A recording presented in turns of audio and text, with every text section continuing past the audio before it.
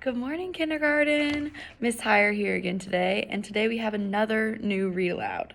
I'm excited about this read aloud because it's about winter, and winter is my absolute favorite season. I love when it gets cold outside, the snow starts to fall, and we can drink hot cocoa and bundle up in blankets. But before we read this book, there's something new that I want to introduce you all to. You all are already so smart, and we know that this is the front of the book.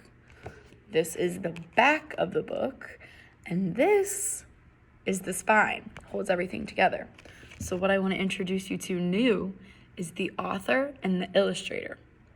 The author is the person that writes the words, and the illustrator is the person that draws the pictures. The words and the pictures together make up the story. So Ezra Jack Keats is the author and the illustrator of this book, which means that he both wrote the words and drew the pictures.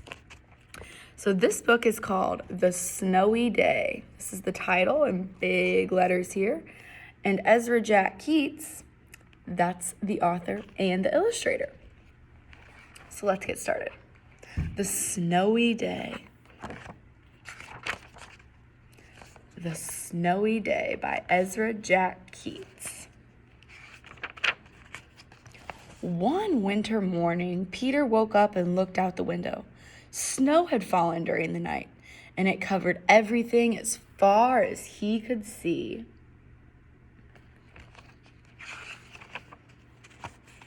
Crunch, crunch, crunch. His feet sank into the snow. He walked with his toes pointing like this, and he walked with his toes pointing like that.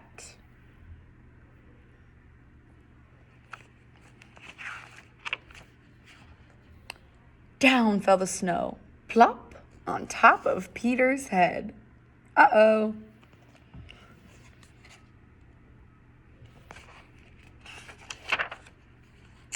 He thought it would be fun to join the big boys in their snowball fight, but he knew he wasn't old enough. Not yet.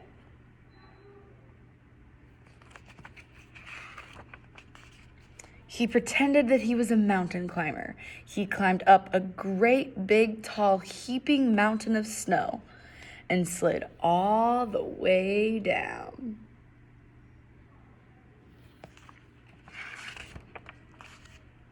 He picked up a handful of snow and another and still another. He packed it round and firm and then put the snowball in his pocket for tomorrow.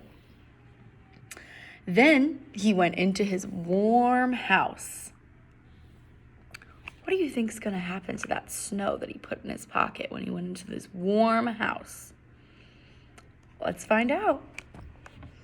He told his mother all about his adventures while she took off his wet socks.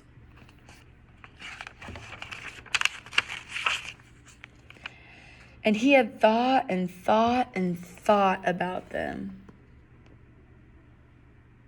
He's in the bathtub, got his rubber ducky, sailboat. Before he got into bed, he looked into his pocket. But his pocket was empty. The snowball wasn't there. He felt very sad. There he is, sleeping. While he slept, he dreamed that the sun had melted all of the snow away. But when he woke up, his dream was gone. The snow was still everywhere. New snow was falling. After breakfast, he called to his friend from across the hall, and they went together into the deep, deep snow. The end.